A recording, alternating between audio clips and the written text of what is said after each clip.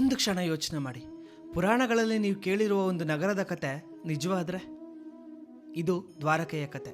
ಭಗವಾನ್ ಶ್ರೀ ಕೃಷ್ಣ ರಚಿಸಿದ ಅದ್ಭುತ ನಗರದ ಕತೆ. ಮಹಾಭಾರತದ ಪ್ರಕಾರ ಕೃಷ್ಣ ಮಥುರೆಯನ್ನು ಬಿಟ್ಟು ದ್ವಾರಕೆಯನ್ನು ನಿರ್ಮಿಸ್ತಾನೆ. ಅದೊಂದು ಅದ್ಭುತವಾದ ಸಿಟಿ ಆಗಿರುತ್ತೆ. ದಿ ಗೋಲ್ಡನ್ ಸಿಟಿ ಅಂತ ಕೂಡ ಕರೀತಾರೆ. ಅದ್ಭುತವಾದ ಅರಮನೆಗಳು, ರಸ್ತೆಗಳು, ನೆಕ್ಸ್ಟ್ ಲೆವೆಲ್ ಟೆಕ್ನಾಲಜಿ ಕೂಡ ಅಲ್ಲಿರುತ್ತೆ. ಇಂತಹ ಅದ್ಭುತ ನಗರ ಕೃಷ್ಣ ಕಾಲವಾದ ನಂತರ ಸಮುದ್ರದಲ್ಲಿ ಮುಳುಗಿ ಹೋಗುತ್ತೆ. ಈ ಮಹಾನಗರ ಒಂದು ಇತಿಹಾಸ ಸೇರುತ್ತೆ. ಹಲವಾರು ವರ್ಷಗಳು ಎಲ್ಲರೂ ಇದೊಂದು ಪೌರಾಣಿಕ ಕತೆ ಅಂತಲೇ ನಂಬಿರ್ತಾರೆ. ಆದರೆ 2015 ಇಸ್ವಿಯಲ್ಲಿ ಗುಜರಾತ್ ಬಳಿಯ ಒಂದು ಸಮುದ್ರದಲ್ಲಿ ಸಂಶೋಧನೆ ಕೂಡ ನಡೆಸ್ತಾರೆ. ಡಾಕ್ಟರ್ SR ರಾವ್ ಅದರದ್ದು ನೇತೃತ್ವ ಕೂಡ ವಹಿಸ್ತಾರೆ.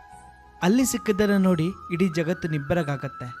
ಸಮುದ್ರದ ಅಡಿಯಲ್ಲಿ ಗೋಡೆಗಳು, ವಿನ್ಯಾಸಗೊಂಡ ಕಟ್ಟಡಗಳು, ಅರಮನೆಗಳು, ಹಳೆಯ ಅವಶೇಷಗಳು ಸಿಗತ್ತೆ.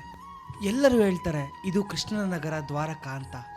ಇದು ದ್ವಾರಕನೇ ಆಗಿದ್ರೆ ದ್ವಾರಕ ಜಗತ್ತಿನ ಹಳೆಯ ನಗರಗಳಲ್ಲಿ ಒಂದಾಗಿರುತ್ತೆ. ಆದರೆ ವಿಜ್ಞಾನಿಗಳು ಇದನ್ನು ಒಪ್ಪೋದಿಲ್ಲ. ಅವ್ರು ಹೇಳೋ ಪ್ರಕಾರ ಇದು ದ್ವಾರಕ ಅಂತ ಕನ್ಫರ್ಮ್ ಮಾಡೋಕ್ಕೆ ಇನ್ನೂ ಸಾಕ್ಷಿಗಳು ಬೇಕು ಅಂತ. ಹಾಗಾದರೆ ಸತ್ಯ ಏನು? ಸಮುದ್ರದಲ್ಲಿ ಸಿಕ್ಕ ನಗರ ನಿಜವಾಗ್ಲೂ ದ್ವಾರಕನ? ಇಲ್ಲಾಂದರೆ ದ್ವಾರಕ ಕೇವಲ ಕಟ್ಟುಕತೆಗಳಲ್ಲಿ, ಪುರಾಣಗಳಲ್ಲಿ ಇರುವಂಥ ನಗರ ಮಾತ್ರನಾ?